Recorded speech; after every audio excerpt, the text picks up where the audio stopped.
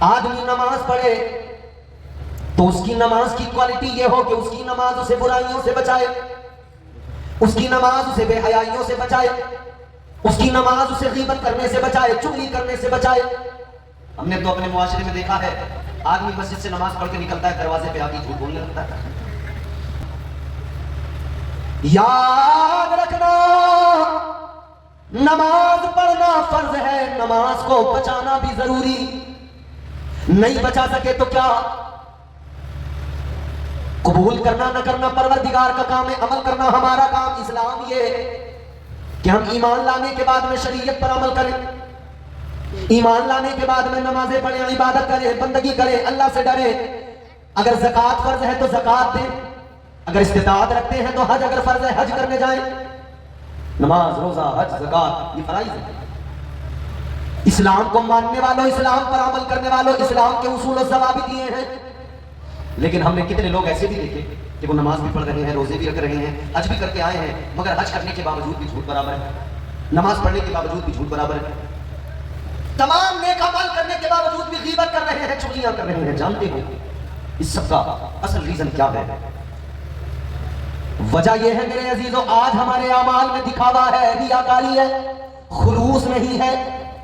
عبادتوں میں خلوص ہونا چاہیے، دکھاوا نہ ہو، ریاکاری نہ ہو۔ خلوص اپنی عمل میں شامل کرو، خلوص اپنے عمل میں پیدا کرو۔ خلوص نہ ہو تو عمل کسی کام کا نہیں، خلوص نہ ہو تو عمل کا کوئی فائدہ نہیں۔ اللہ اکبر کبیرہ، غور فرمائیے، یہ اسلام ہے، یہ پیارا اسلام جو بندے کو ہر طرح سے سنوارتا ہے، ہر طرح سے آراستہ کرتا ہے۔ پیدا ہونے سے لے کر قبر کی آغوش میں جانے تک اسلام تمام زندگی کا سلیقہ سکھاتا ہے، اسلام تمام زندگی گزارنے کا ڈھنگ عطا فرماتا ہے۔ جب بچہ پیدا ہو آپ کو کرنا کیا ہے یہ بھی اسلام بتا رہا ہے۔ جب بچہ آپ کا بڑا ہو اس کی تربیت کیسے کرنا ہے یہ بھی اسلام سکھاتا ہے۔ جب آپ کا بچہ جوان ہو جائے تب وہ زندگی کیسے گزارے یہ بھی اسلام سکھاتا ہے۔ اور جب بڑھاپا آ جائے تو بوڑھے کے ساتھ میں پھر اس کی اولاد کو کیا کرنا ہے اور اولاد کے ساتھ میں اس بزرگ کو کیسے رہنا ہے یہ بھی اسلام سکھاتا ہے۔ پھر اسلام یہ بھی سکھاتا ہے کہ جب بندہ قبر میں جائے تو قبر میں کیسے اتارنا ہے، قبر میں اتارنے کا طریقہ کیا ہے، قبر میں رکھنے کے بعد کی منزلیں کیا ہیں، آگے منکر نکیر آئیں گے، آگے کے معاملات کیا ہے، سب کچھ میرے آقا نے بیان فرما دیا، سب کچھ میرے آقا نے امت کو سکھا دیا۔ تاجدار مدینہ نے سب کچھ بتا دیا، سب کچھ سکھا دیا۔ مگر عزیزو آج ہماری حالت یہ، سب کچھ جاننے کے باوجود، سب کچھ سمجھنے کے باوجود بھی ہماری حالت یہ بے عمل بنے ہوئے ہیں۔ آج اگر دنیا کے اندر اپنے مذہب کے نام لینے کے بعد میں سب سے بڑی مذہب سے دوری بنائی ہوئی قوم اگر کوئی نظر آتی ہے تو وہ مسلمان نظر آتا ہے۔ مسلمان مذہب کا نام تو برابر لے گا مگر مذہب سے بالکل دور نظر آتا ہے۔ یہ مذہب سے دوری نہیں ہے تو کیا ہے کہ آج ہماری حالت یہ ہے، مذہب سے دوری نہیں تو کیا ہے کہ نہ ہم شکل سے پہچانے جاتے ہیں نہ لباس سے پہچانے جاتے ہیں۔ جبکہ آپ کو اشارہ کر کے تو لوگ یہاں تک کہہ دیتے ہیں کہ کپڑوں سے پہچانا، مگر ہمارے لوگ، بڑی عجیب بات ہے، ہمیں کلچر جو ہے نا وہ امریکہ کا پسند آتا ہے، یورپ کا پسند آتا ہے۔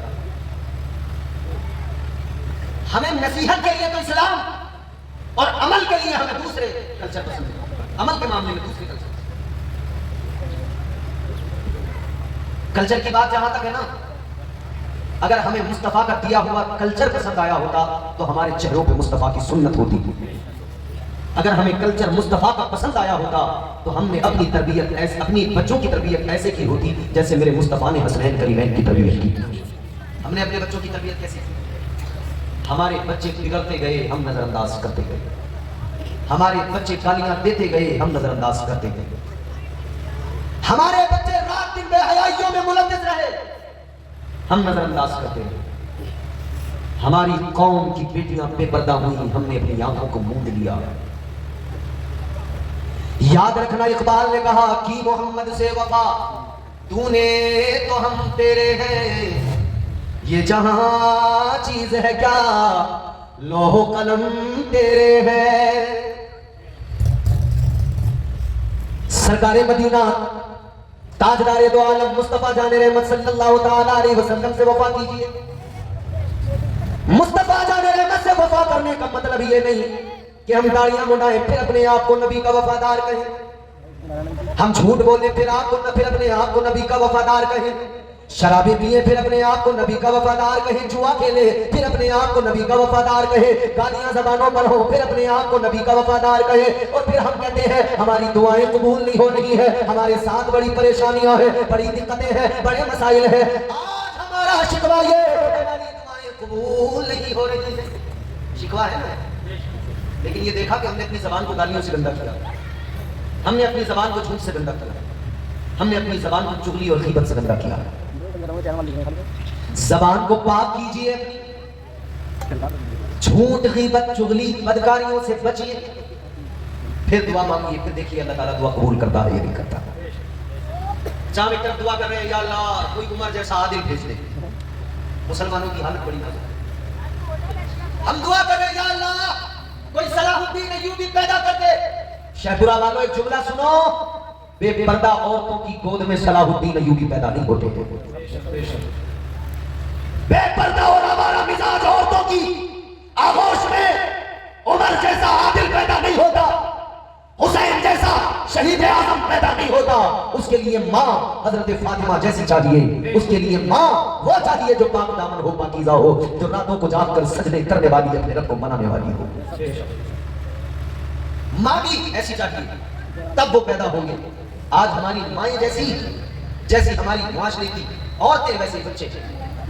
जब औरतें नाच रही हैं तो बच्चा भी पैदा होती नाच रहा है। जब औरतों की जबान अच्छी नहीं, गालियां है जबान पर, तो पैदा होने के बाद जैसे उसने बोलना सीखा, सबसे पहले उसने भी साथ साथ ही सीखा। जहां अम्मा अब्बा ये चीजें अल्फाज सीखे तो अम्मा अब्बा को गालियां देते सुना तो फिर उसने भी गालियां सीखी।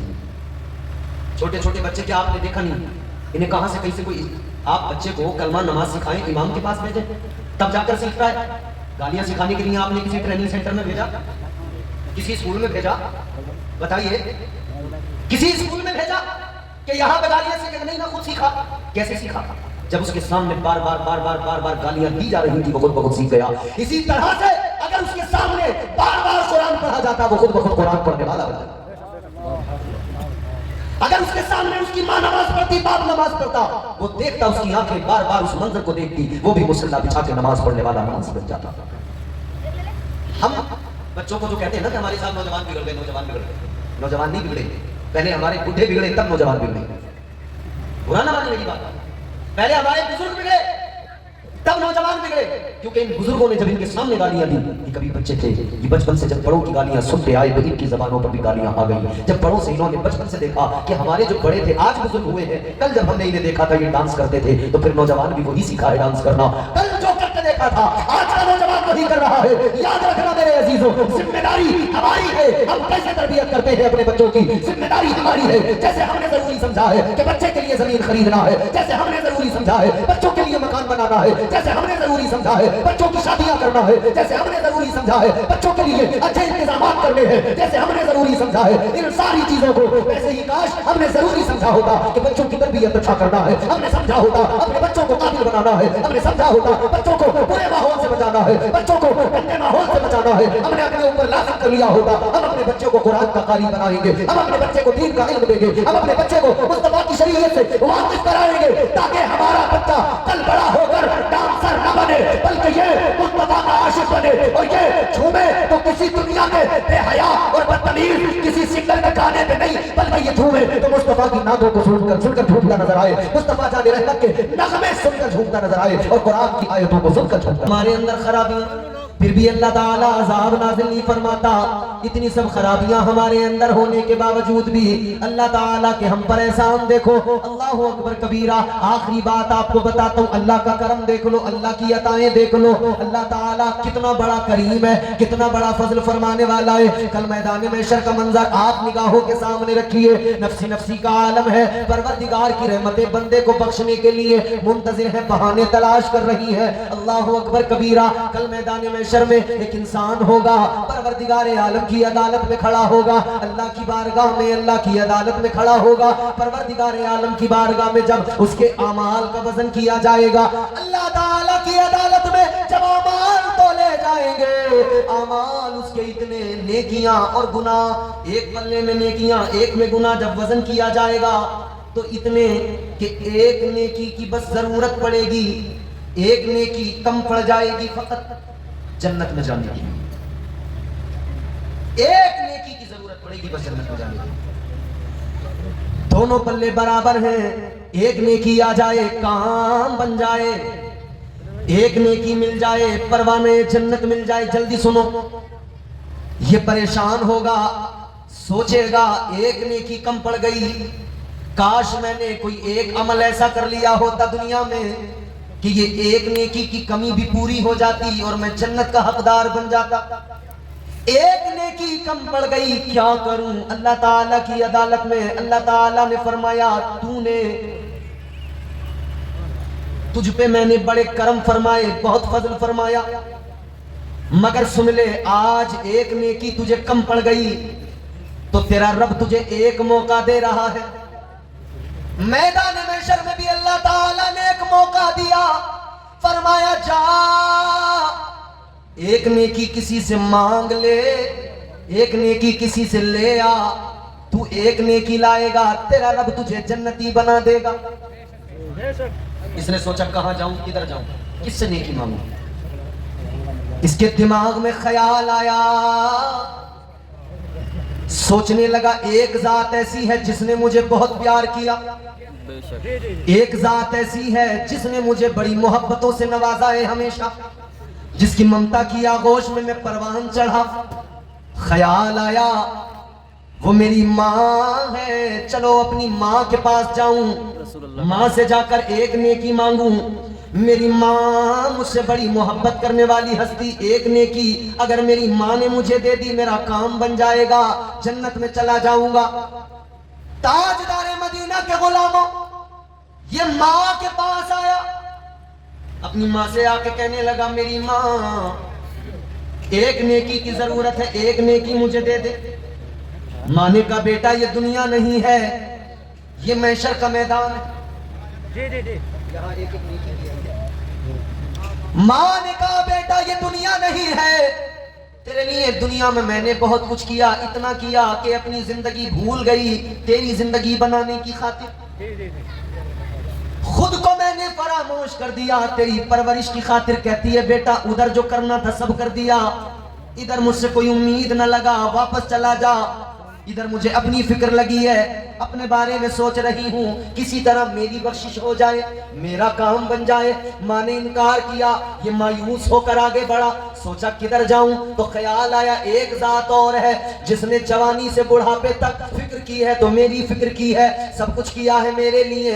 خیال آیا میرا باپ بھی تو مجھ سے بڑا پیار کرتا تھا, میرے باپ نے انگلی پکڑ کے چلنا سکھایا تھا, میرے باپ نے تعلیم سے مجھے آراستہ کیا تھا, میرے باپ نے میرے لیے پراپرٹی بنائی تھی, میرے باپ نے میرے لیے مکان بنایا تھا, میرے باپ نے میرے لیے زمین خریدی تھی, میرے باپ نے میرے لیے اچھی شادی میری کر کے میرے لیے اچھی بیوی کا انتظام کیا تھا, میرے باپ نے سب کچھ کیا تھا. چلو باپ کے پاس چلتا ہوں شاید میرا کام بن جائے. اپنے والد کے پاس میدان محشر یہ انسان گیا, جا کر کہنے لگا ابا ایک نیکی کم پڑ گئی, آج ایک کام میرا کر دو, ایک نیکی دے دو. آپ مجھے ایک نیکی دو گے اللہ مجھے پروانہ جنت عطا فرما دے گا. اس نے ایک نیکی مانگی, مگر سنو باپ نے بھی انکار کر دیا, جا چلا جا مجھے اپنی فکر ہے. ماں نے منع کر دیا, باپ نے منع کر دیا, بھائی کے پاس گیا اس نے منع کیا, بہن نے منع کیا, رشتہ داروں نے منع کیا. کل کسی سے نہ سنیں گے اس سے پہلے آج قرآن نے سمجھا دیا, قرآن پڑھ کر سمجھ لو, اللہ نے آج مزاج دے دیا, کل کسی سے محشر میں امید نہ لگانا. قرآن کیا کہتا ہے؟ اللہ تعالیٰ نے فرمایا یوم یفر المرء من اخیہ وامہ وابیہ وصاحبتہ وبنیہ. قرآن کہتا ہے کوئی ادھر کام میں نہ آئے گا, نہ تیرا ماں, نہ تیری ماں, نہ باپ, نہ بھائی, نہ بہن, نہ بیوی, نہ کوئی رشتہ دار, کچھ نہیں. الغرض یہ جب مایوس ہوا کسی نے نیکی نہیں دی تو اس کو خیال آیا کہ شاید اب بات بننے والی نہیں ہے. کہتا ہے تو مجھے دوزخ میں جانا ہی ہے کیونکہ نیکی نہیں ملی تو جنت میں کیسے جاؤں گا. خیال آیا اب کام نہیں بنے گا تو خود ہی سر جھکایا, شرمندہ ہوا, مایوس ہوا اور دوزخ کی طرف چل پڑا. جب یہ چلا راستے میں اسے ایک اور ملا, اس نے اس کے چہرے کو دیکھا, کہا کیا ہوا, بڑا غمگین ہے. کہنے لگا غم کیوں نہ ہو مجھے, پریشان کیوں نہ ہو جاؤں میں, ایک نیکی کم پڑ گئی, ایک نیکی فقط جس کی وجہ سے میں جنت میں جانے سے رک گیا. اس نے کہا ایک کم پڑی ہے نا, اس کا مطلب نیکیاں تو اتنی ہیں تیرے پاس کہ ایک اور ہو تو تو جنت میں چلا جائے. ہیں تیرے پاس نیکیاں, بس ایک کم پڑی. وہ کہنے لگا تو اتنا مایوس ہے, میری حالت دیکھ, میرے پاس کیا ہے, صرف گناہ, صرف گناہ, کوئی نیکی ہی نہیں ہے. کہا مطلب؟ کہا بس ایک نیکی میرے پاس ہے. تجھے ایک کم ہے, میرے پاس لے دے کہ ایک ہی نیکی ہے. کہنے لگا چل تو بڑا مایوس ہے, ایک نیکی سے میں تو جنت میں جانے والا ہوں نہیں, مگر تیرا کام ضرور بن جائے گا, تو ضرور جنت میں چلا جائے گا. کہنے لگا میرا تو ایک نیکی سے کام نہیں بننے والا, تو ایک نیکی میری لے جا, جا تو مایوس نہ ہو, جنت میں چلا جا. یہ بڑا خوش ہوا, نیکی لی, اللہ کی عدالت میں آیا, میزان پر لا کر نیکی کو رکھا. نیکی رکھی تو اس کا پلہ بھاری ہو گیا. اللہ نے فرمایا تو نیکی لے آیا, اب تجھے جنت کا حقدار بنایا جا رہا ہے, جا جنت میں چلا جا. آخری جملے سنو اور اسی پر آپ اس جملے کو اپنے دل دماغ میں محفوظ کر لو. رب کی رحمتیں بہانے تلاش کرتی ہیں, مگر پہلے ذرا اپنا محاسبہ کر لو. مگر اللہ تعالیٰ کتنا بڑا کریم ہے نا, کتنا بڑا پیار کرنے والا, اس سے زیادہ کون ہمیں محبت کر سکتا ہے. ادھر یہ نیکی لے کے آیا, اللہ نے فرمایا تو جنت کا حقدار, چلا جا. یہ جنت کی طرف چلا, ابھی کام بنا ہے, بڑا خوش ہوا ہے, اب یہ جنت کی طرف چلا ہے. اللہ تعالیٰ نے فرمایا ذرا رک جا. ڈر گیا, گھبرا گیا, جیسے تیسے کام بنا, جا رہا ہوں جنت میں. اللہ تعالیٰ نے پھر روک لیا, پتہ نہیں کیا ہوگا. پروردگار عالم نے فرمایا جاتے جاتے ایک بات بتا کر جا, یہ جو نیکی تو لے کر آیا کس نے تجھے دی, کہاں سے لے کر آیا؟ میدان محشر میں نفسی نفسی کا عالم ہے, مگر تجھے ایسے ماحول میں کسی نے نیکی دی ہے, کون ہے وہ, کس نے دی, کہاں سے لایا؟ اب اس نے سارا ماجرا سنایا, یا اللہ فلاں آدمی ملا, اس نے دی. اللہ تعالیٰ نے فرمایا ایک کام کر, جنت میں تو جائے گا, مگر جانے سے پہلے اسے ذرا لے کر آ جس نے تجھے ایک نیکی دی, اسے ذرا بلا کر لا. یہ دوڑ کے گیا, کہنے لگا اس کو جا کر ملا, اس سے جا کر کہنے لگا چل تجھے رب کی عدالت میں جانا ہے, اللہ نے بلایا ہے, چل پروردگار عالم نے بلایا ہے.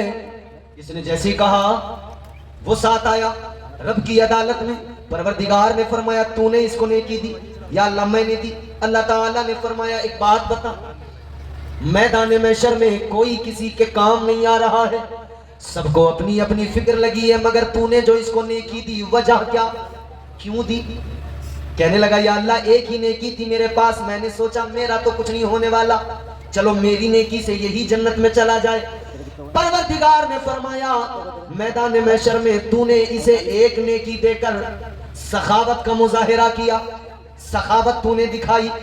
اللہ نے فرمایا اب ذرا یہ بتا سب سے بڑا سخی کون ہے, سب سے بڑا سخی کون؟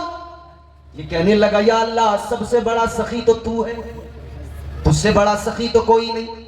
اے میرے پروردگار تجھ سے بڑا کائنات میں سخی کوئی نہیں. اللہ نے فرمایا تو سن لے, جب سب سے بڑا سخی مجھے مانتا ہے تو سن لے, تیری سخاوت یہ کہ تو نے ایک نیکی دے کر اسے جنتی بنایا, اور تیرے رب کی سخاوت یہ کہ تیرا رب تیری اسی ادا پر تجھے جنتی بنا رہا ہے. وہ نوازنے پہ آئے تو نواز دے زمانہ, وہ کریم ہی جو ٹھہرا تو کرم کا کیا ٹھکانہ. یاد رکھو عزیزو اللہ تعالیٰ بڑا کریم ہے, مگر ہمیں چاہیے ہم اپنے رب کے قریب ہوں, اسلام کو پوری طرح سے اپنی زندگیوں میں داخل و شامل کریں, اسلام کے اصول و ضوابط پر عمل کریں, انشاءاللہ تعالیٰ دنیا بھی سنور جائے گی, آخرت بھی سنور جائے گی. اللہ تعالیٰ نے ایک عمل کی توفیق دے, پروردگار ہمیں برائیوں سے بے حیائیوں سے محفوظ فرمائے. استغفر اللہ ربی من کل ذنب واتوب الیہ. کلمہ شریف پڑھیں لا الہ الا اللہ محمد رسول اللہ صلی اللہ علیہ وسلم, وما علینا الا البلاغ. السلام علیکم.